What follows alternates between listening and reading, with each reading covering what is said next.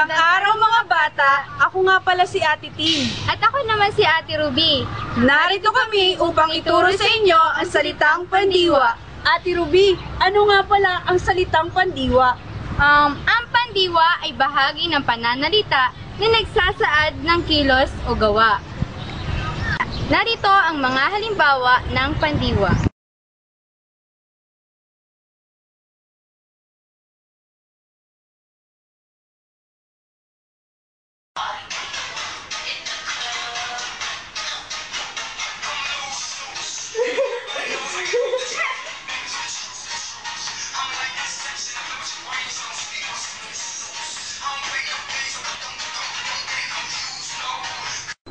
Hello mga bata! Ako nga pala ulit si Ate Tin. Nagbigay kami ng halimbawa ni Ate Ruby ng tumakbo,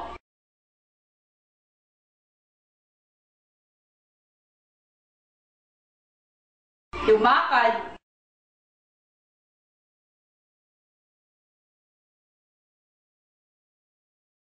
at sumayaw.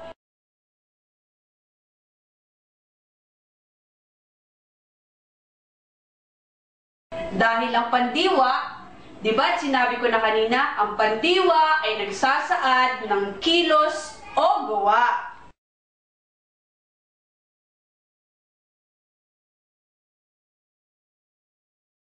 Ngayon naman, ituturo ko sa inyo kung paano gamitin ang mga pandiwa sa pangungusap. Tulad ng tumakbo. Tumakbo si Princess Gwen.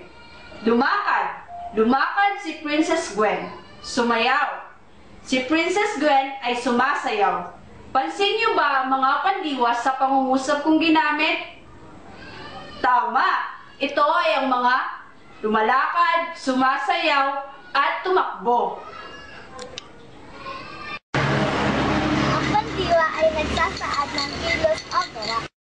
Dumako tayo sa focus o toon ng pandiwa. Una, tagaganap o aktor. Ang pandiwa ay nasa focus sa tagaganap kapag ang paksa ng pandiwa ang tagaganap ng kilos na isinasaad sa pandiwa. Narito ang isang halimbawa. Nanguna si Mrs. Mary Grace Malapit upang may sa katuparan ang paglalakbay-aral ng mga Pilipino. Ikalawa, lion o goal. Ang pandiwa ay nasa focus sa lion kung ang lion ay ang paksa o ang binibigyang diin sa pangungusap. Narito ang halimbawa. Ginagawa namin ang educational video na ito para sa EduFund. Ikatlo, ganapan o locative. Ang pandiwa ay nasa focus sa ganapan kung ang paksa ay ang lugar o ganapan ng kilos. Narito ang halimbawa. Makalipas ang isang linggo, naganap ang abada dito. Ikaapat, tagaganap o binipaktibo. Ito naman ay tumutuon sa tao o bagay na nakikinabang sa resulta o kilos na isinasaad ng pandiwa. Narito ang halimbawa. Pinaghanda ng Bachelor of Secondary Education o BSED ang pagriretiro ni Madam Palista. Ikalima, gamit o instrumental. Ito ay tumutukoy sa kasangkapan o bagay na nakikinabang sa resulta ng kilos o pandiwa na siyang paksa ng pangungusap. Narito ang halimbawa. Ang perang ito ay ibibili ko ng damit. Ika-anim, sanhi o causative. Ang pandiwa ay nakapokus sa sanhi kung ang paksa ay nagpapahayag ng dahilan o sanhi ng kilos. Narito ang halimbawa.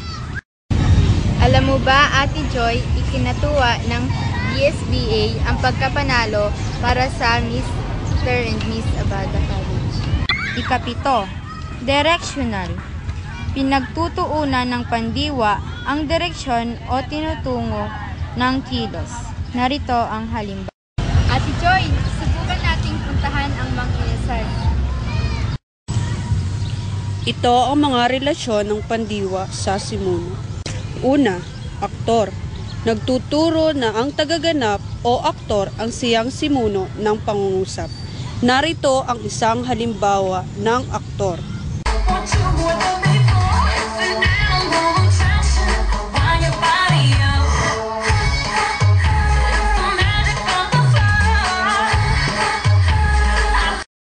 Ikalawa, layon. Ang paksa ng pangungusap ay ang layon. Narito ang inihanda naming halimbawa. Ate Ruby, maaari mo ba akong ibili ng shake?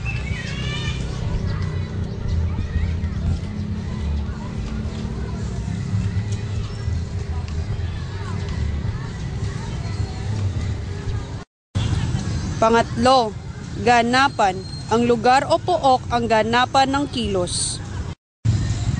Narito ang inihanda naming halimbawa. Ang bilog na iyan ay pinaglalaruan ng mga bata.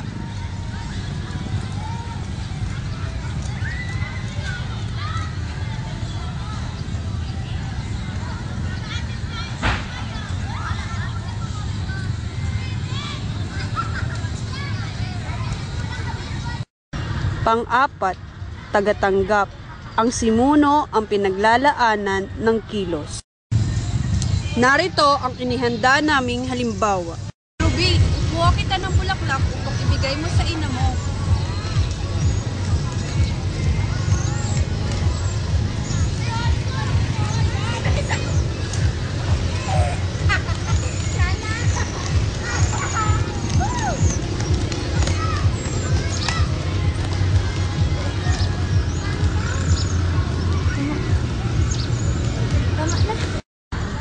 Panlima, gamit.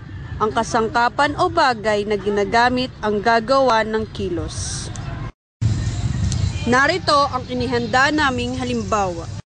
Ang straw na ito ay ginagamit panghigop sa shake na ito.